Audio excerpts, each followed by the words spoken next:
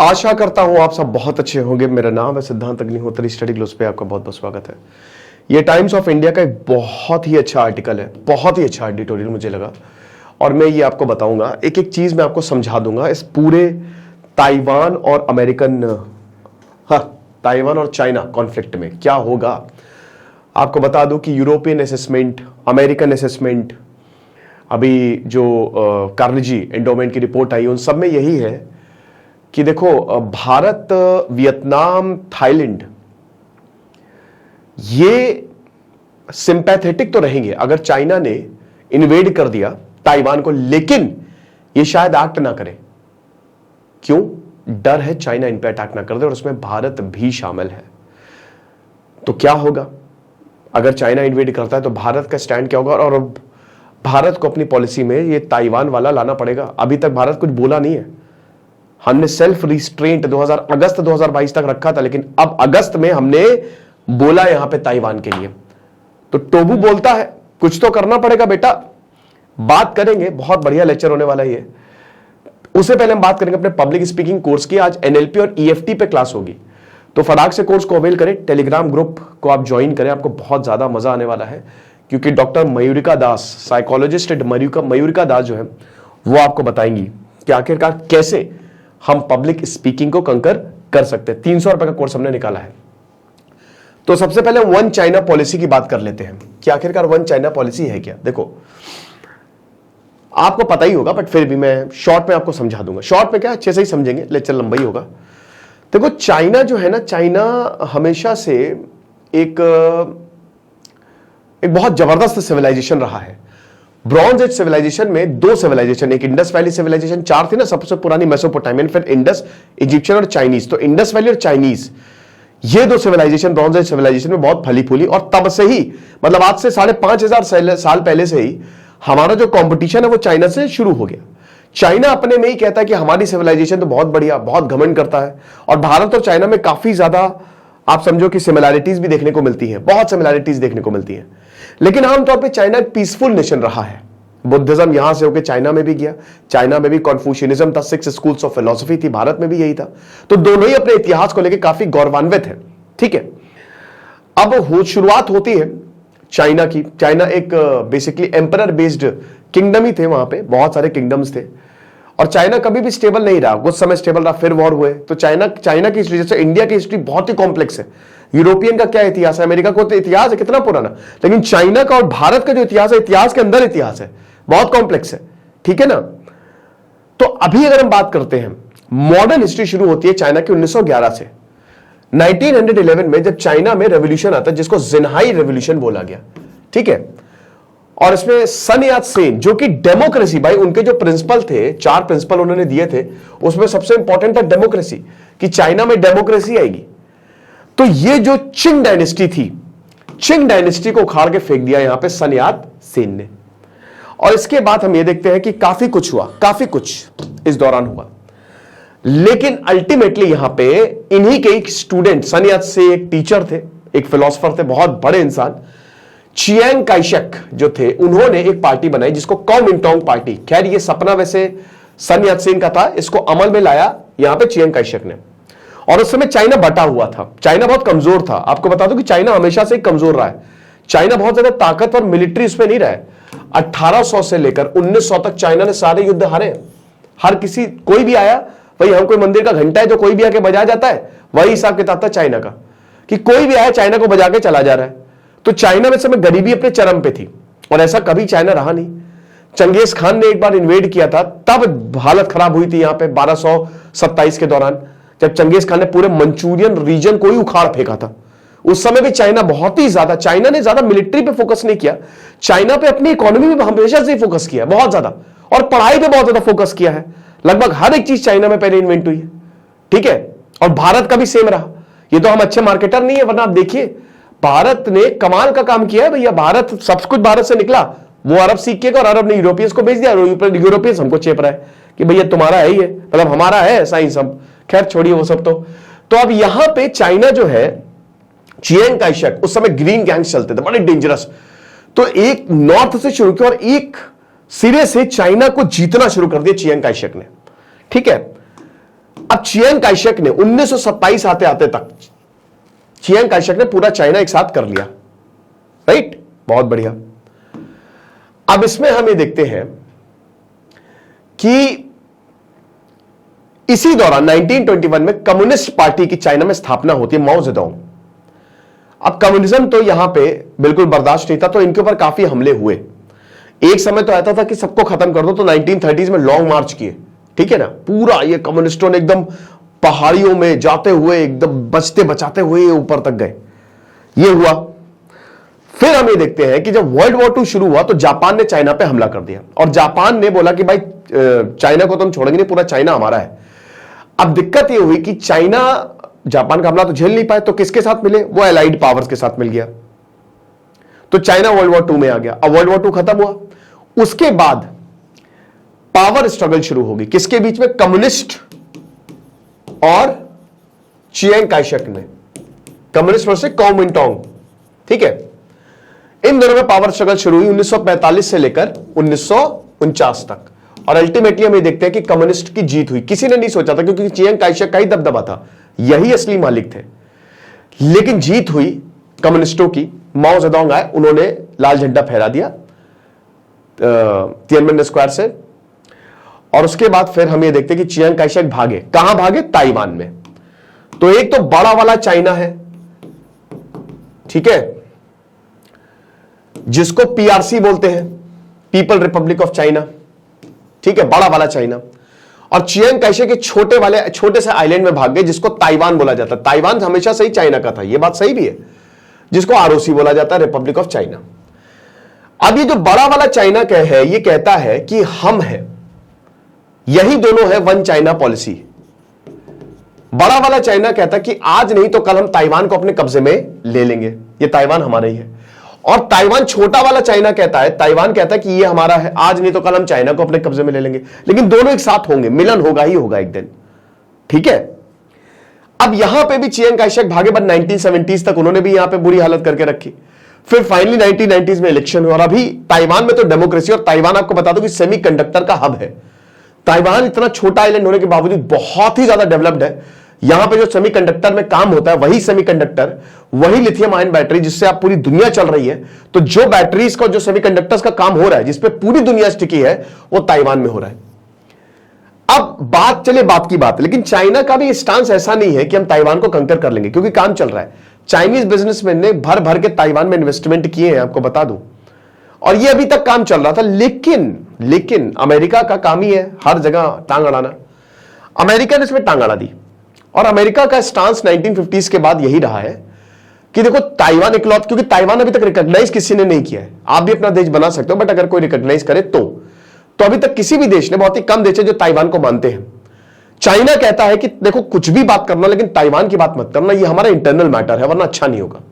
लेकिन अमेरिका, क्योंकि भाई अब उस लेवल का है, उतनी ताकत है अमेरिका के पास, यूनिलैटरल वर्ल्ड में अमेरिका सबका बाप है, तो अमेरिका ने बोला कि भाई हम तो ताइवान की बात करेंगे, और तुम अगर ताइवान पे जबरदस्ती हमला करोगे तो हमारे तुमको मारने।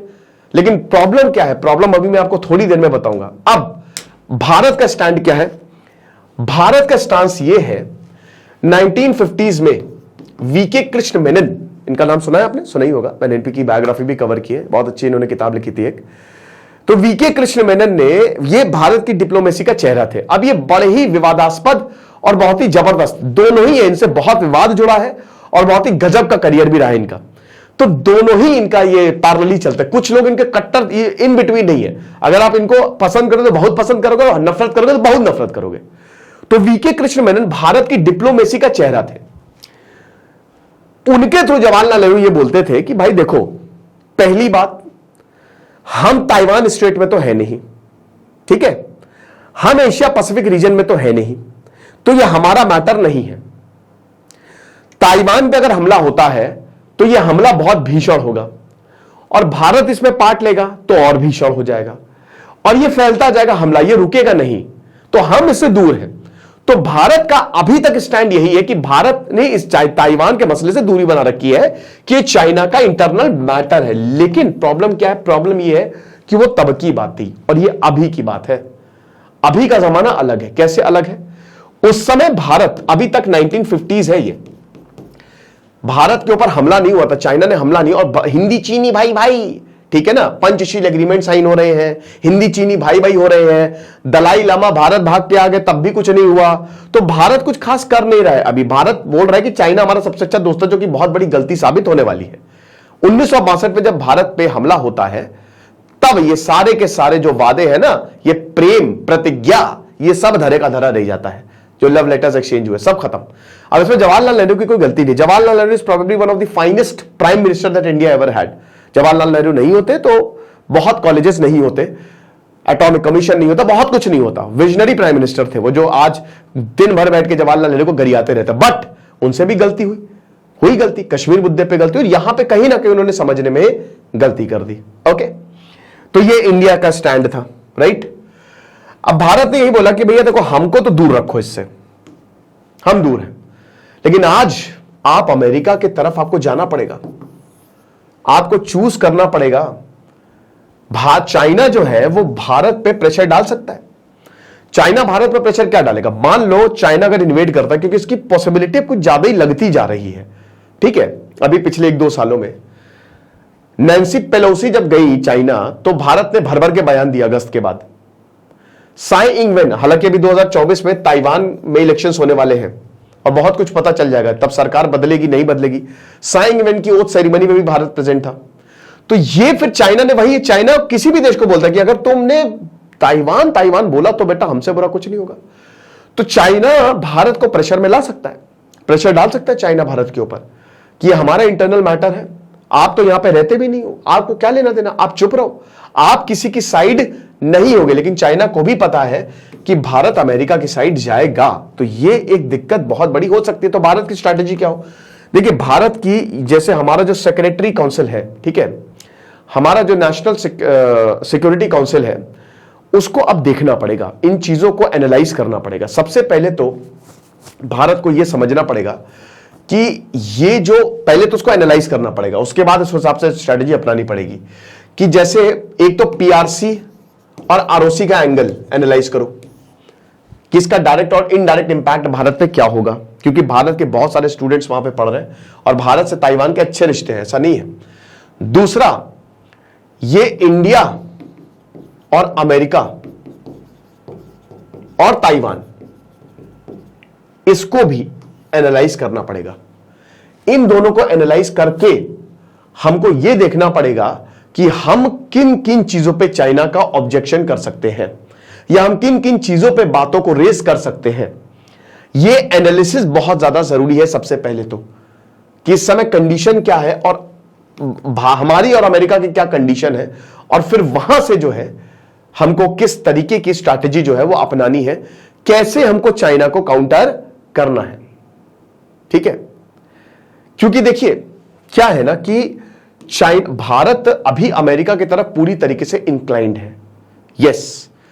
और अमेरिका जो है, अमेरिका ताइवान को सपोर्ट करने वाला है। उसने खुलेआम बोल दिया कि देखिए, क्योंकि जितना रशिया यूक्रेन का हम पे प्रॉब्लम हुई है, उतना ताइवान, चाइना अगर ताइवान को इन्वेट करते उतनी बड़ी हमको प्रॉब्लम ना हो। बट फिर भी क्योंकि हम अमेरिका से जुड़े हुए हैं और क्वाड की मीटिंग में हमेशा यह बात आती है, तो उस हिसाब से हम बहुत ज्यादा इंपॉर्टेंट हो गए।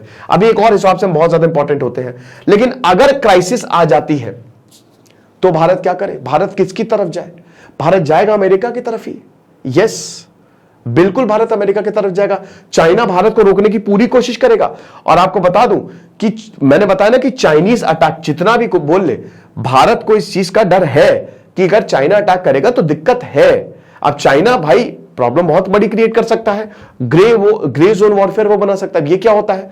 जैसे चाइना खूब सारी मिलिट्री रख देगा, या तो पाकिस्तान के थ्रू या अकेले, इधर एलओसी और ओलओसी दोनों ही तरफ, और बोलेगा कि तुम, हो सकता है जो भी इतना मिलिट्री बिल्डअप हो रहा हो, देयर इज अ पॉसिबिलिटी कि शायद अटैक कर दे चाइना। चाइना ताइवान को अटैक करने की कोशिश कर रहा हूं। आप समझिए कि पॉसिबिलिटी बहुत ज्यादा है, क्योंकि चाइना जिस तरीके से काम कर रहा है, मिलिट्री ड्रिल्स बार बार कर रहा है, उसके बाद वो भारत में बॉर्डर एरियाज में, एलएसी में और इधर एलओसी में भी दिक्कतें पाकिस्तान की तरफ से पैदा करवा रहा है, और एलएसी में भी भयानक मिलिट्री बिल्डअप करता जा रहा है वो। फिर उसके बाद वो लगातार अमेरिका को टेस्ट कर रहा है कि अमेरिका क्या बोलता है, यूरोप क्या बोलता है ताइवान के लिए। तो उस हिसाब से अगर आप देखो तो एक ग्रे जोन वॉरफेयर के थ्रू भारत को डराया जा सकता है कि तुम अगर इधर हमला करोगे तो हम तुम पे हमला कर देंगे। ये प्रॉब्लम है, ये चीज। अब देखिए वो तो ठीक है, बट हम भी जवाब दे सकते हैं, बहुत जवाब दे सकते हैं। जवाब ऐसे दिया जा सकता है कि भूलो नहीं कि तुम्हारी क्या हालत थी, ये आज का इंडिया है। 1960s में गलती हुई थी, लेकिन उसके बाद जितने भी 1962 के बाद जितनी भी भारत चाइना से भिड़ा है ना, चाइना को मुंह की खानी पड़ी है। तो भारत भी मुंह तोड़ जवाब दे सकता है कि देखो तुम हमको ना धमकाओ, हम अपनी पे आ गए ना तो तुम्हारी भी बैंड बच जाएगी। ठीक है, तुम करो हमला, हम मान रहे तुम्हारी आर्मी बहुत ज्यादा है, तुम करो हमला हमारे ऊपर, लेकिन फिर बदले में हम भी हमला करेंगे। एक मिनट रुकिएगा जरा सा इसको बस।